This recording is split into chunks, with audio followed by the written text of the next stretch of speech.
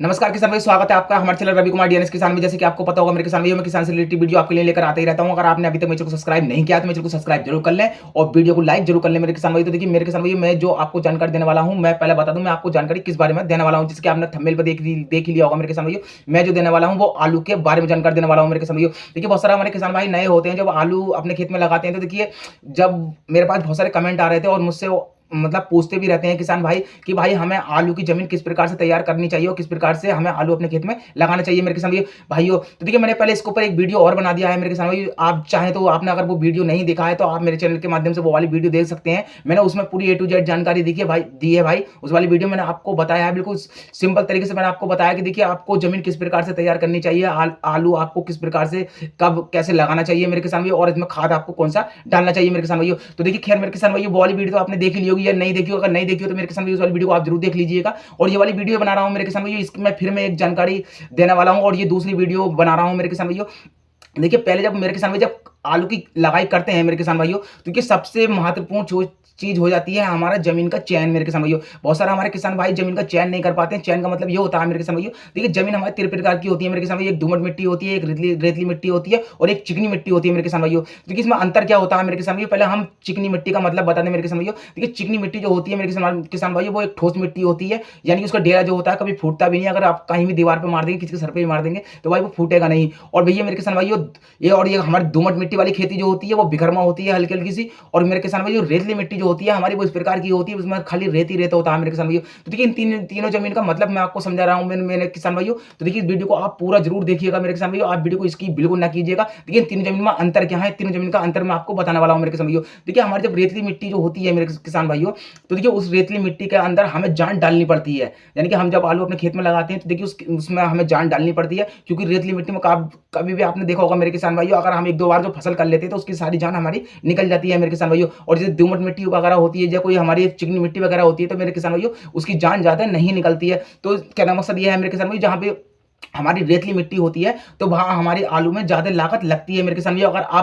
मगर इसका फायदा एक होता है मेरे किसान भाइयों, आपने जब देखा होगा जहां हमारी रेतली मिट्टी होती है तो वहां का जब आलू खुदाई जब हम कराते हैं मजदूरों वगैरह से, जब मार्केट में हम आलू लेके जाते हैं बेचने के लिए, तो देखिए हमारा आलू जो होता है बिल्कुल सफेद निकलता है, बढ़िया निकलता है, चीकदार निकलता है, जो कि मार्केट में हमारा 10 15 20 रुपए महंगा बिक जाता है मेरे में। तो डिमांड भी हमारी बनी रहती है मेरे किसान भाइयों। तो मेरा कहने का मशवरा यही है मेरे किसान भाइयों, अगर आप दोमट मिट्टी में भी आलू लगा चाहते हैं, रेतली में भी आप लगा सकते हैं, कोई दिक्कत वाली बात नहीं है। और कहने का मकसद ये है मेरे किसान भाइयों, हम रेतली में अगर आलू लगाएंगे तो हम उसमें अच्छा बेनिफिट भी मिलता है, मगर लागत हमारी कुछ ज्यादा आती है मेरे किसान भाइयों। तो देखिए आपको जिस जमीन किस प्रकार से तैयार करनी चाहिए मेरे किसान भाइयों, इस वाली वीडियो में फिर मैं आपको बता रहा हूं, दोबारा इस वाली वीडियो में बता रहा हूं कि देखिए आपको जमीन किस प्रकार से तैयार करनी चाहिए मेरे किसान भाइयों। तो देखिए पहला कारण जो होता है मेरे किसान भाइयों, देखिए आपको एक बार हैरो से जमीन जुतवानी चाहिए मेरे किसान भाइयों। देखिए एक बार तो नहीं जुतती है, लेकिन उसे लगभग 8 10 से 12 बायां हमारी लग जाती हैं, हम रूटर से भी जुतवाते हैं। तो इसका मैं आपको प्रोसेस बता रहा हूं मेरे किसान भाई। देखिए मैं आपको यूं बता रहा हूं, अगर आप नए किसान हैं, अगर आपको नहीं पता है कि हमें आलू की जमीन किस प्रकार से तैयार करनी चाहिए, तो देखिए इस वाली वीडियो में मैं आपको बताने वाला हूं। देखिए आपको एक बार जमीन जो जुतवानी है मेरे किसान भाई, वो हैरो जुतवानी है, हैरो यूं जुतवानी है मेरे किसान भाइयों।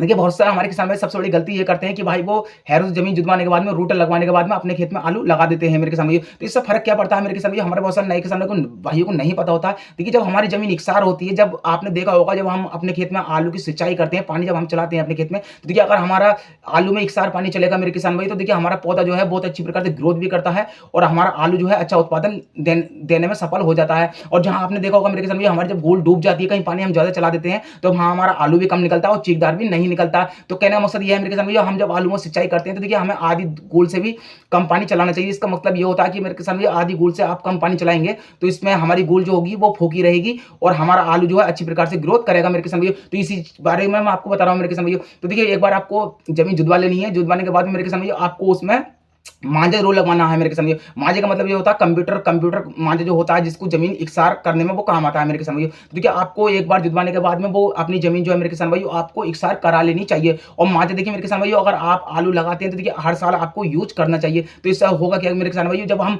एक बार मांझा लगवा लेते हैं, जब आलू की हम खेती करेंगे तो देखिए आने वाले टाइम में हम दूसरी खेती जब करते हैं तो हमारी जमीन ऊंची नीची हो जाती है। यानी कि हर साल में जब आलू लगाएंगे मेरे किसान भैया, हर साल में आपको कंप्यूटर मांझे का इस्तेमाल करना चाहिए। तो इससे हमें अच्छा से रिस्पॉन्स मिलता है मेरे किसान भैया। तो देखिए फिर आपको कांटा क्या नाम सॉरी मांजा लगवाना चाहिए। मांजा लगवाने के बाद में मेरे किसान भाइयों फिर आपको फिर उसको लगभग 3 से 4 बार हैरों से अच्छी प्रकार से जुतवाना चाहिए मेरे किसान भाइयों। फिर जुतवाने के बाद में मेरे किसान भाइयों फिर आता है नंबर मेरे किसान भाइयों आपको रूटर से जुतवाने का। देखिए मेरे किसान भाइयों बहुत सारे हमारे किसान भाई क्या करते हैं, जमीन यानी कि पैसे का लालच कर जाते हैं। ये सोचते हैं भाई हमने 6-7 बाएं हमारी लगवा ली और हमारी जमीन तैयार हो चुकी है और भाई हम इसमें आलू लगवा दे रहे हैं। तो इससे होता क्या है मेरे किसान भाई, सबसे महत्वपूर्ण जो चीज होती है मेरे किसान भाई वो आलू की ही जुताई होती है। अगर जमीन हम सही करके तैयार नहीं करेंगे, अच्छी प्रकार से हम उसको तैयार नहीं करेंगे, उसमें खाद पानी नहीं डालेंगे तो हमारी सारी लगाई जो है वो बेकार ही जाएगी। मतलब कहने का मतलब यह है उसमें अच्छा उत्पादन देखने के लिए नहीं मिलेगा, भरपूर मात्रा में पैदावार हमें देखने के लिए नहीं मिलेगी मेरे किसान भाई। तो आपको अच्छी प्रकार से जमीन जरूर तैयार करनी चाहिए मेरे किसान भाई। आप चाहे बाद में लागत थोड़ी बहुत कम लगा सकते हैं, लेकिन जमीन के मामले में आपको बिल्कुल भी कंजूसी नहीं करनी है मेरे किसान भाइयों।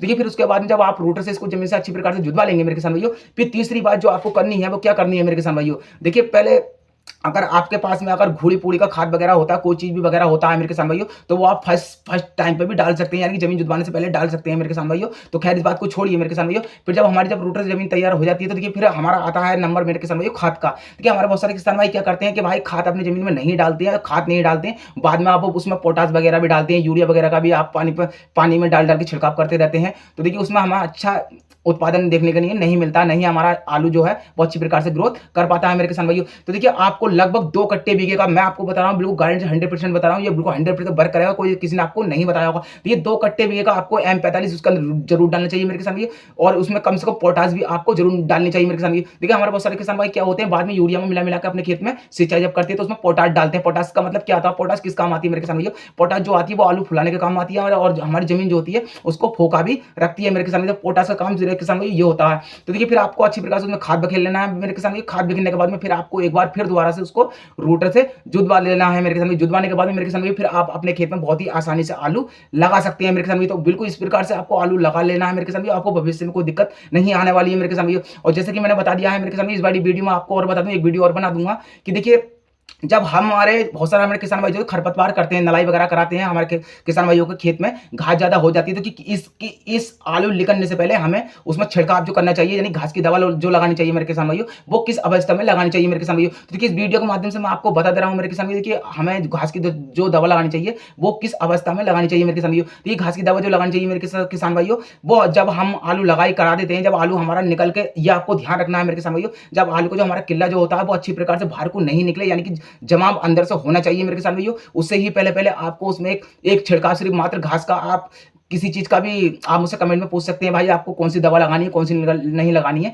मैं उसका रिप्लाई आपको दे दूंगा वीडियो पे। तो देखिए आपको उससे पहले ही एक छिड़काव कर लेना है मेरे किसान भाई। छिड़काव करने के बाद में फिर आपको लगभग 4 से 5 दिन कुछ नहीं करना है, बिल्कुल भी आपको अपने खेत में सिंचाई वगैरह नहीं करनी है। नहीं करने के बाद मेरे किसान भाइयों फिर आपको हल्का हल्का उसमें लगभग 6-7 दिन के बाद में हल्का हल्का चुली में पानी निकाल देना है मेरे किसान भाइयों। तो देख लेना मेरे किसान भाई, कभी भविष्य में आपके खेत में कोई दिक्कत वाली बात नहीं आएगी, घास भी नहीं होगी मेरे किसान भाइयों। तो देखिए मैं आशा करता हूँ कि वीडियो आपको पसंद आई होगी मेरे किसान भाइयों। अगर वीडियो आपको पसंद आई हो तो इस वीडियो को ज्यादा शेयर करें, ज्यादा लाइक करें, नहीं तो चैनल को सब्सक्राइब जरूर करें। तो नमस्कार मेरे किसान भाइयों, मिलते हैं अगले नेक्स्ट वीडियो।